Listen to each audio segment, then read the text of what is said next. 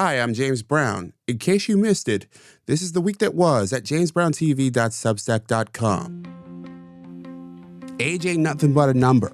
This is commentary from James Brown. Andre 3000 is back. To critics, he's known as one of the best rappers alive.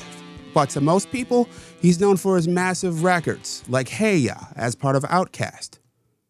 20 years later, he's releasing his first solo record, with no rapping, no singing, just 87 minutes of flutes.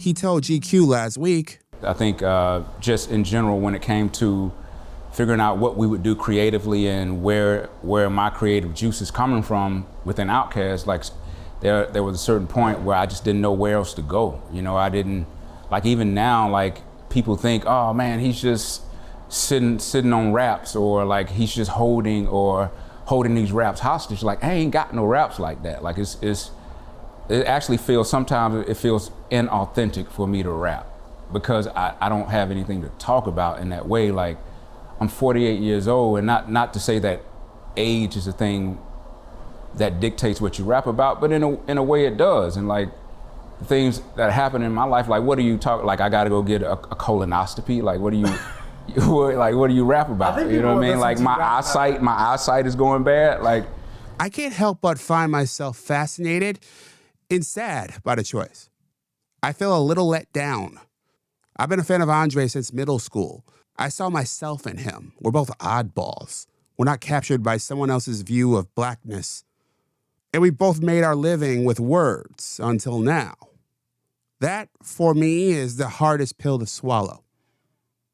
There's a quote on the wall of my home office that I truly believe in. Never relinquish your microphone. It is your hammer. It's what makes you the leader. That's what Andre is doing, in my view. What do you think, and how does age shape creative expression? Leave me a comment at jamesbrowntv.substack.com or email me at jamesbrowntv@gmail.com. You can also leave me a message at 585-484-0339. On that note, I'm James Brown, and as always, be well. Sequel fatigue? This is commentary from James Brown. Over the weekend, the latest Hunger Games movie premiered. It's called The Ballad of Songbirds and Snakes. It's 8 years in the making. It was #1 at the box office, making about $44 million. While that's a ton to you or me, it's a massive disappointment to Lionsgate, who made the movie. $44 million on opening weekend is about $58 million less than any previous Hunger Games movie. That's a dramatic drop. And I think a couple things are happening here. This is the latest in a series of signs of exhaustion of the movie sequel culture that has dominated the last 15 years or so.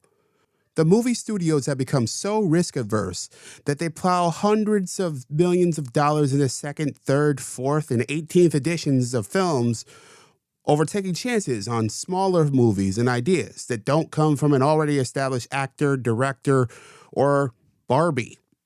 Film studios have become a Cranberries album. Everybody else is doing it, so why can't we? And after a while, we got tired of it. Secondly, and most importantly, with inflation rising, streaming making movie watching easier at home, the theater experience decaying, and young people married to their phones. Barring some significant philosophical shifts, the future of movies will continue its long trajectory.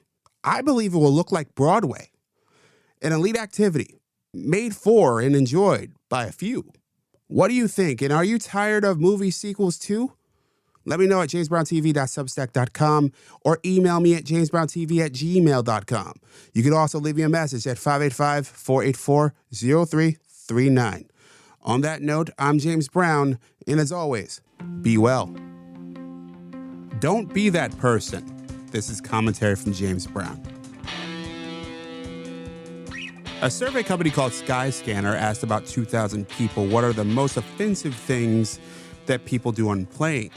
So we'll count them down. Number 7, switching seats or asking to switch seats. Number 6, using both armrests. About a third of all travelers hate that. Number 5, reclining seats. About a third of travelers hate that too. Now I hate this one. Number 4, taking off your shoes and socks. About 35% of travelers are with me on this one. Do it all you want at home. Just spare me on a plane. Number 3, I'm actually guilty of this one. And this is no surprise to anyone who knows me. Talking too much. About 40% of Skyscanner's passengers say unwanted conversation is a big problem on a plane. I'll try to keep my mouth shut next time. Number 2 is obvious. Anywhere you are. Don't use a speakerphone in public. Put your headphones on and call it a day. And the number 1 most offensive thing that people do on planes is groom themselves in their seat. That's painting nails, that's clipping nails, that's trimming your beard. It's all weird, people. Don't do that. Don't be that person. What do you think? Tell me in the comments at jamesbrowntv.substack.com or email me at jamesbrowntv@gmail.com. You could also leave me a message at 585-484-0339. I'm James Brown. I'll be back after the Thanksgiving break. So as always, be well.